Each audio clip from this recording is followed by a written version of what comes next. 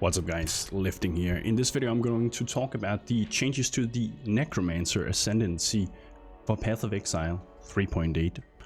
The Ascendancy has been completely reworked from the ground up. They've removed 4 keystones from the current tree and then replaced them with new ones in 3.8. Besides that, we have some rework notes, and I'll just give you a quick overview before we go into the details and changes. So for removed nodes on the current tree, we know that they're going to remove Soul Weaver, Flesh Binder, Bone Sculpture, and Puppet Master in 3.8. They are no longer going to be on the tree. They're going to rework Mistress of Sacrifice and Mindless Aggression. And then we have 5 completely new nodes, or at least partially complete new nodes, which is Plaguebringer, Bone Barrier, Unnatural Strength, and Essence Glutton. And as you can see, the design of the Ascendancy tree in itself, the way it looks very different too. There is a new, compared to the old one, there is one more keystone now too. Oh, and then Command of Darkness remains the same as it was before, but it's the only node that hasn't been changed. So we're going to start with them in chronological order, up by Mistress of Sacrifice. I'm going to skip the small notes and just focus on the keystones here, otherwise there's too much. So Mistress of Sacrifice now works so that offerings now work at 75% effect on you, or as they type it, they only have 25% less effect on the player. So that means that your flesh, bone, and spirit offering spells that you cast, when they then get applied to you now, they will be applied with 75% effect. And that is actually pretty damn strong. They used to, some time ago, before the nerf, to be at 100%. So you get the full value of what those offerings would also provide to your minions. But then they reduced it to 50, and it was still pretty good. But this 25% buff here is pretty damn strong, especially when you are relying on something like Bone Offering that provides a flat amount of block and spell block. The increased skill effect duration has also been increased. It's now 30% instead of 20% as it was before. So also nice, especially for things like SRS and such. Then we have Plaguebringer, which is one of the new nodes. And it gives 30% increased AoE if you've consumed a corpse recently to you and your minions. But the real power of it lies in the 10% more damage dealt and then 10% reduced damage taken while there is at least one nearby corpse. So imagine it's pretty easy to get enough damage in Path of Exile, but the 10% reduced damage taken is pretty damn strong. It's equivalent to having 2.5 endurance charges on you, but with the extra benefit of it also being able to mitigate spell damage and elemental damage, well, any type of damage, as opposed to the endurance charges that can only mitigate physical damage. So that's pretty damn strong, and the only requirement is that there's a corpse nearby. So if you really want to force that, you simply cast a Desecrate. There's corpses, boom, you have this all the time. You could also do a cast when damage taken Desecrate setup and then have it cast the corpse rights. And as you could see from the past, the 30% increased AoE is of course nice too, but not really. I don't think it's gonna make a big difference, honestly, for most things. It's just a nice extra thing. But you need to consume a corpse, of course, so use one of your offerings. Leading up from Plaguebringer, we then have Corpse Pact, which is one of the new partially new nodes, you could say. It contains a bit of the old Mistress of Sacrifice node with increased damage if you've consumed a corpse recently, although at 30% now as opposed to 40% before. So a slight nerf, but probably not really noticeable, to be honest. Then it also gives the 2% increased attack and cast speed for each corpse you've consumed recently, which you would get on Mistress of Sacrifice before, that is no longer existing. And it will give you the effect of enemies near corpses you spawned recently are chilled and shocked. And that is pretty damn strong.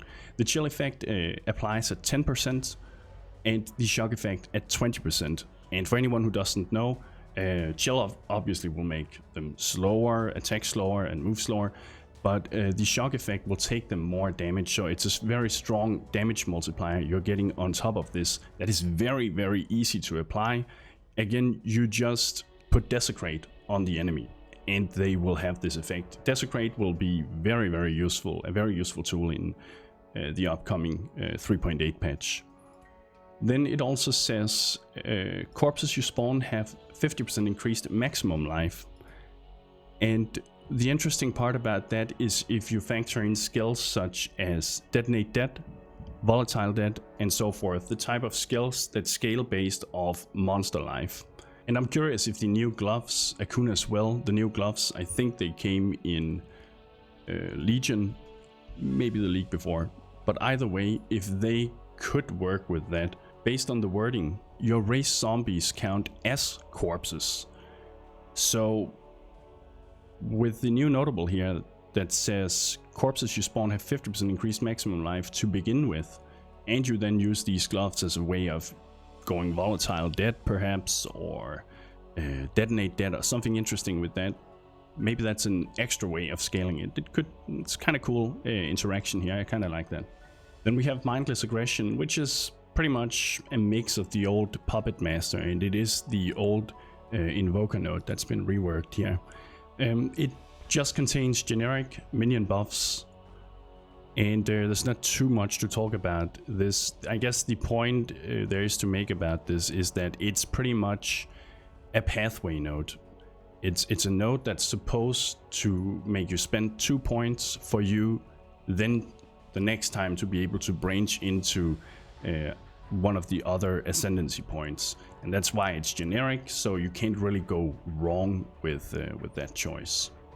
And then we have a pretty interesting new keystone too. This is the keystone you grab if you want to beef up your minions and yourself, I guess you could say. So first of all, it's Bone Barrier, that's the name of it. It grants a level 20 bone armor skill, and I don't have this 100% confirmed, but from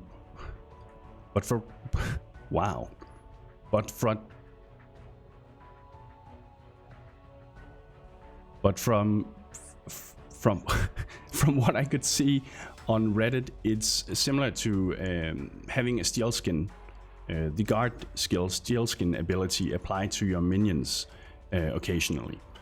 It also gives 1% additional physical damage reduction per minion up to 10%. Again, pretty good. That's similar to 2.5 endurance charges, and you will most likely always have 10 minions, right?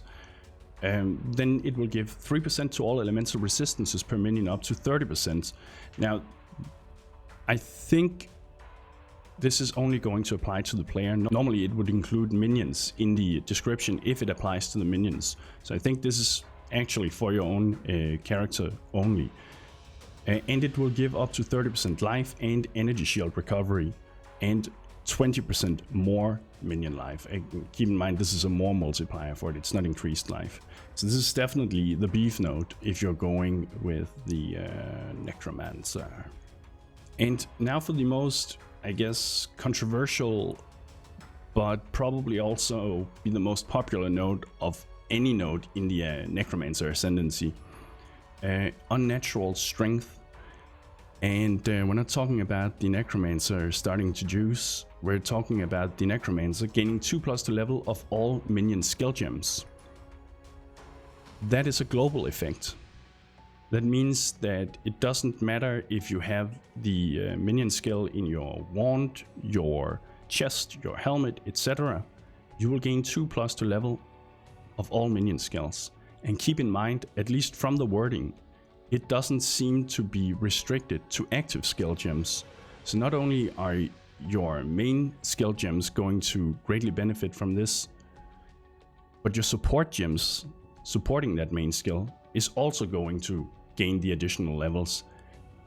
So if you were to design a summoner, imagine the total amount of increased levels this would amount to from all those supports and active skill gems. This is a pretty damn significant notable. I'm not really sure why they decided to go with this. It seems too strong in my opinion. I think from my amateurish point of view, from the consumer's point of view, I think +1 to all gem levels would have been more than enough. It would still have been incredibly strong. I would still have picked it. You could argue that then maybe something else could be just as good depending on the build, and I think that's more interesting. This here just seems like if you don't get it, then yeah, that seems like a mistake if you're playing a minion build, that is, with exceptions of course. And also when we say minion gems, keep in mind that this applies to something like Volatile Dead, Detonate Dead, and things like that too. It's not just minion gems as in things that spawn minions. Finally, we have Essence Glutton. It will give you increased mana. It will allow you to regenerate 0.2 energy shield and 5 mana per second per nearby corpse, up to a maximum of 2% ES regen and 50 mana regen per second. And just for reference, keep in mind that a level 20 Clarity provides 17.2 mana per second, as one of my viewers pointed out on the stream. That is pretty damn significant. And I was just playing around with this a little. Imagine the combination of doing cast when damage taken, Desecrate, and then supported with Spell Cascade. That gives you, per proc, will give you 15 corpses. It will take you to maximum in a single proc. That's pretty good. But it also has the consuming a corpse will regenerate 8% ES and mana. And basically you could say that this, if you're playing an ES based build or you were playing EB Mind Over Matter, this is actually a way for you to heal actively by just consuming a corpse with your offering skill. So it's kind of cool, and it's a more direct way of benefiting from the regen that otherwise, if you don't consume a corpse, is just applied over time. But here it's a direct effect that you'll experience. And as I said earlier, Commander of Darkness remains unchanged, so there's not really too much to say about that. As for final thoughts, I think what we have here is a much more generic, but also much more approachable Necromancer Ascendancy. There's less focus on specific minions as opposed to before, where there were nodes that specifically influenced your skeletons, your zombies, and your specters. And speaking of specters, with the removal of Soul Weaver, which previously gave the 100% increased life and damage to specters, overall, I think just looking from the tree alone, we're not talking about the skill, but the tree alone, specters seem slightly weaker. The 2+ to all minion gem bell skills doesn't have as much as an effect on specters as it does on skeleton zombies and summon raging spirits.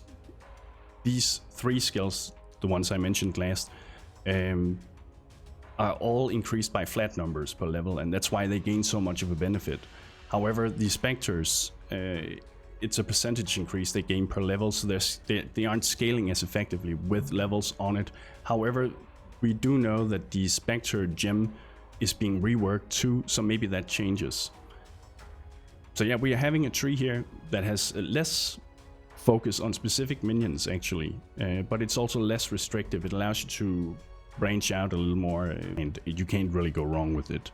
What I do like about it though is that there's a lot of self-cast potential via the Plaguebringer notable and the Corpse Pact notable, especially when you then combine it with the notable Spiritual Aid and possibly Spiritual Command, which makes it so that minion damage modifiers in the tree and on your ascendancy, they will apply to your character too, so you get the damage buffs too if you're casting something, and the same for attack speed, not cast speed though. Oh, and of course from gear it works too. I think I said only tree, but it works from gear modifiers you gain too.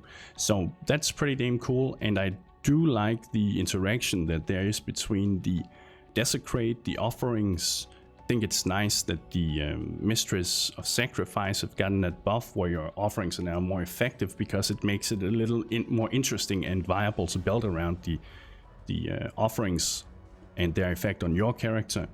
But I do think it is a shame when they remove specific mechanics such as the old flesh binder, where zombies receive some kind of specific bonus to their slam attack and things like that, because you were looking forward to grabbing those, right? You were looking forward to getting bone sculpture where you would get extra skeletons and so forth, because these changes are so very significant, they're measurable. You can really tell the difference when you pick those up, whereas many of these here are just some powerful numerical buffs with a few interesting mechanics in there. So I'm probably overall good, but it's a shame that they don't retain some of the old interesting mechanics too in some way. Either way, let me know if you enjoyed this type of overview, because we do know that there is going to be changes for the Assassin and the Raider too, and if you'd like for me to cover those in a similar way, let me know in the comments. I will do it when they are released. The Necromancer was the first here. Thank you very much, my dear patrons, for supporting me and my channel. I couldn't do it without you guys. If you like this type of content, remember to subscribe, leave a like if you enjoyed it, and I will see you next time. Thank you for watching, and bros, do you even nerd?